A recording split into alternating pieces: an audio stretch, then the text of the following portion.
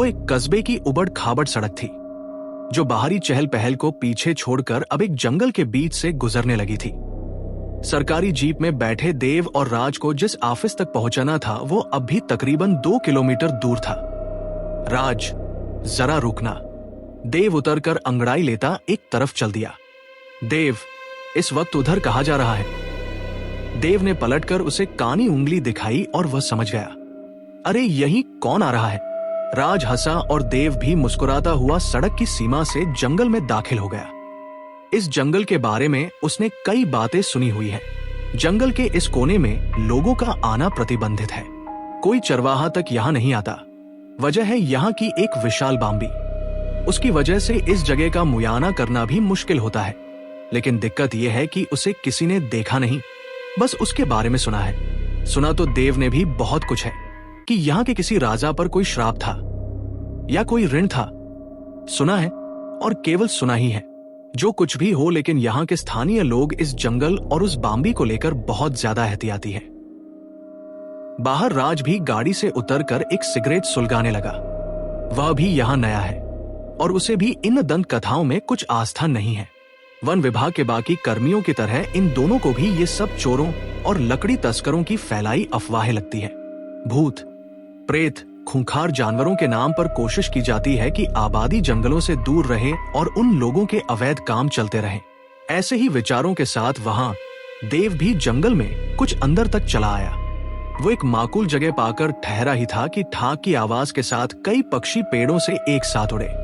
उसके दाईं ओर पेड़ पर एक गोली धंस गई है। किसी ने उस पर निशाना लगाया था। कुछ समझते ही देव झुकते हुए एक ओर भागने लगा।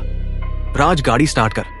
उधर वह गोली की आवाज राज भी सुन चुका था, इसलिए वो पहले ही तैयार था। जीप घरघराने लगी, लेकिन देव कहीं से आता दिखाई नहीं दे रहा था। यहां ज्यादा देर ठहरना भी खतरनाक था। उनके पास फिलहाल अपने बचाव के लिए केवल ये गाड़ी ही है। जल्दी आजा देव। दुआसी करते हुए स्टीयरिंग को कसकर पकड़े राज उसी तरफ घूर रहा था जहां से देव जंगल में दाखिल हुआ था। लेकिन वहां कोई हलचल नहीं है। कहीं गोली उसे लग ही ना गई हो। कहीं वो खुद भी तो खतरे में नहीं। वह देव को बस स्टॉप से लेने गया था। इस वक्त उन दोनों में से किसी के भी पास हथियार नहीं है और बिना हथियार देव की तलाश में जंगल में घुसना पूरी मूर्खता होगी। गाड़ी अपनी जगह पर खड़ी घरघरा रही थी और राज उस जंगल की गहराई को तक रहा था। उधर देव खौफ में जाने कहां तक भागता ही चला गया। गिरते पड़ते वो पेड़ों से घिरे एक मिट्टी के टीले के पीछे छुप गया। ठंड और दहशत दोनों ही उसके बदन में कंपाहट को बढ़ा रहे हैं। जंगल के इस हिस्से में पहले भी वन कर्मियों और चरवाहों के कत्ल हो चुके हैं।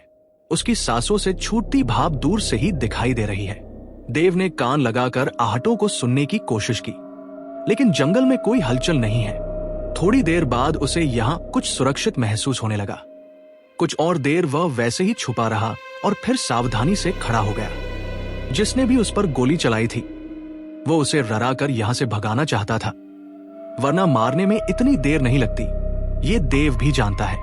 वो यहां से चलने को हुआ तो शिट, उसकी कलाई से खून निकल रहा है, जो कि उस टीले की छोटी सी ढलान में एक धार सी बना गया। शायद भागते वक्त किसी झाड़ से उसे लगा होगा। उसने सोचा उसे जल्द ही यहां से निकलना होगा, वरना उसके खून की गंध से कोई जंगली जानवर भी खिंचा आ सकता है। उसने कदम उठाया ही था कि उसके खून की वो धार उस मिट्टी के टीले ने स्पंज की तरह सोख ली। पहले तो देव ने ध्यान ना दिया, लेकिन उसने यूं ही अपना हाथ टीले के ऊपर किया। इस बार भी उसके खून की कुछ बूंदें उस मिट्टी पर गिरी और गायब हो गई। उस टीले के अलावा जहां कहीं भी उसका खून गिरा है वैसा ही है, लेकिन बस यहां नहीं। कुछ तो अजीब है, वो खुद से कहते हुए एक कदम पीछे हुआ और हैरानी से उसकी पुतलियां खैल गई। ये कोई टीला नहीं, बल्कि एक विशाल बाम्बी है, जिसका शीर्ष उसके 5 फुट 10 इंच के कद से भी कुछ ऊपर है। उसके दूसरी तरफ सिंदूर, नारियल, फूल आदि बिखरे हुए हैं और एक बुझा हुआ दीपक है जिसमें तेल अब भी बाकी है। क्या ये सच में है? वो सोच रहा था और बस यहीं उसने गलती कर दी। अचानक उस बाम्बी से सफेद धागों सी जड़ें बाहर निकलने लगी। देव ये देखकर हड़बड़ा गया। वह भाग जाता, लेकिन उसे अब तक अपनी आंखों पर यकीन भी नहीं हो रहा। वह जड़ों से घिरती जा रही उस बाम्बी को तकता रहा और कुछ पलों बाद जब उसे होश आया तो वो खुद उन्हीं जड़ों के मोटे जाल से ढक चुका था। उसकी चीखें जंगल के इस विस्तार को चीर कर बाहर ना आ सकी। देव, देव, देव की पलकें हिलते ही वहां खड़ी उसकी पत्नी ने उसके गाल थपथपाए। देव ने आंखें खोली लेकिन कोई प्रतिक्रिया नहीं दी। उसकी पत्नी तेजी से डॉक्टर को बुलाने निकल गई। आज ही सुबह करीब 9 बजे उसे तलाश कर रही टीम को वो सफेद तंतुओं से प्यूपा की तरह ढका एक पेड़ से लटका हुआ मिला था। वह बेहोश था। किसी तरह उसे नीचे उतारा गया और अस्पताल में भर्ती कराया गया। एक पूरा दिन अस्पताल में रखने के बाद उसे घर वापस भेज दिया गया। डॉक्टरों के अनुसार वो बिल्कुल ठीक था। कुछ खाओगे? उसकी पत्नी खुशबू उसके पास ही बैठी थी। शाम हो गई थी और देव ने होश आने के बाद से अब तक कुछ कहा नहीं था। कैसा लग रहा है अब? क्या हुआ था वहां? देव ने किसी सवाल का कोई जवाब नहीं दिया। वो कुछ इस तरह खामोश है मानो उसका केवल शरीर यहां लौटा हो। और अंधेरा घिरते ही उसे अपने अंदर कुछ हलचल महसूस हुई। वो बेचैन होने लगा। कमरे के अंदर उसका दम घुट रहा था। ये वही वक्त था जब कल शाम वो उस बाम्बी के सामने था। उसे बार बार खुद के वहीं होने का एहसास हो रहा था। पूरा कमरा जैसे उस जंगल के बीच हो। वही पेड़ पौधों और मिट्टी की नम सौधी सुगंध, वह ठंडक, वही सुनापन और हर ओर से आती कीटों की आवाज। खुशबू उसके लिए चाय लेने रसोई में गई थी और जब लौटी तो देव कमरे में नहीं था। देव, वो उसे ढूंढते हुए कमरे से बाहर आई। हमाम, बरामदा, स्टोर, उसने पूरे घर में ढूंढ लिया लेकिन उसका कुछ पता नहीं था। 2 मिनट के अंदर वह घर से अजीब तरह से गायब था। खुशबू ने तुरंत राज को फोन लगाया और कांपती हुई आवाज में, भैया, ये फिर कहीं चले गए हैं। उस रात फिर देव की तलाश की गई, जो कि 2-3 घंटों तक चलती रही लेकिन वह नहीं मिला। खुशबू और राज पुलिस में खबर कर घर लौट आए। रात के 11 बजे के आसपास राज को भी लौटना पड़ा। भाभी, आप आराम करो, देव मिल जाएगा। वो चलते हुए दरवाजे तक आ गया। छोटा सा कस्बा है, आखिर कितनी दूर जा पाएगा? लेकिन इस तरह बिना बताए वो कहीं नहीं जाते। हाँ, मैं जानता हूं, लेकिन ये जंगल का इलाका है भाभी। मुझे भी फिक्र है उसकी, लेकिन इस वक्त तो उसे ढूंढा नहीं जा सकता। कल सुबह ही कुछ हो पाएगा। उसने सांस भरी। आप मेरी बात मानिए, आराम कीजिए। खुशबू ने उसे विदा किया और दरवाजा बंद कर वहीं सोफे पर बैठ गई। देव का मोबाइल पिछली रात ही उस घटना के दौरान खो गया था। उससे संपर्क करने का कोई तरीका नहीं था। वो केवल इंतजार कर सकती थी। देव का वन विभाग में अभी कुछ महीनों पहले ही चयन हुआ और उसे अपनी नई नवेली पत्नी के साथ यहां आना पड़ा। हिमाचल के हरे भरे इस इलाके में उनका हनीमून भी मुफ्त में हो रहा था। दोनों को ही जंगल और पहाड़ लुभाते थे, तो वह दोनों यहां आकर खुश थे। फिर राज भी यहां था, जो कि देव का बचपन का दोस्त और पड़ोसी था। सब सही चल रहा था, लेकिन इन 2 दिनों में उनकी खुशियों को जैसे ग्रहण लग गया। वो बीते दिनों को याद करते हुए वहीं सो गए। दिन भर की भाग दौड़ और थकान ने उसे कुछ घंटों के लिए गहरी नींद में भेज दिया।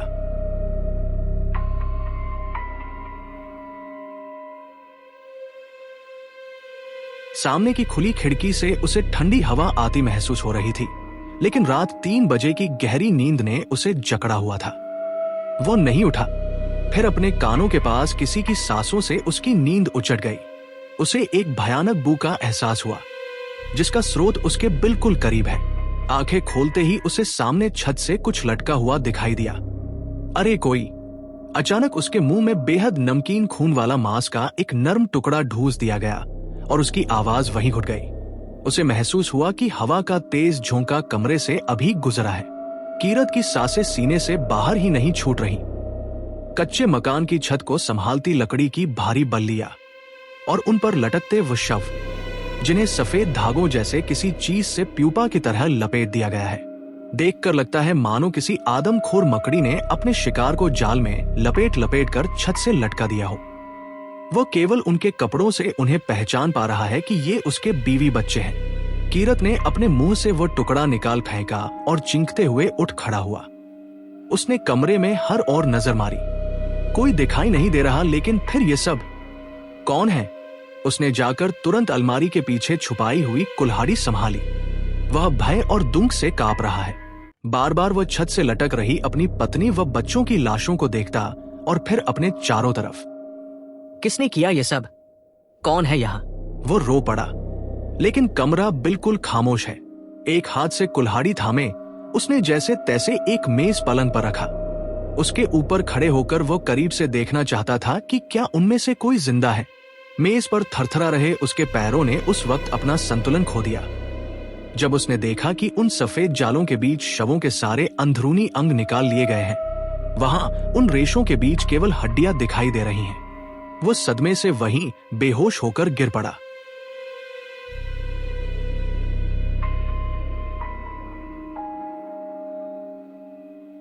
खुशबू सुबह सूरज के साथ ही जाग गई थी। उसने थाने में फोन किया तो वहां अभी कोई व्यक्ति नहीं था जिसे उनकी समस्या के बारे में पता हो। वह असमंजस में थी कि क्या इतने सुबह राज को फोन करना उचित होगा, लेकिन वह रह भी नहीं पा रही। वो यहां नई है, उसे रास्ते तक नहीं पता, इसलिए राज की सहायता लेनी जरूरी भी है। वो ढीठ बनकर उसे फोन मिलाने को ही थी कि अंदर कमरे में कुछ आहटों ने उसे रोक दिया।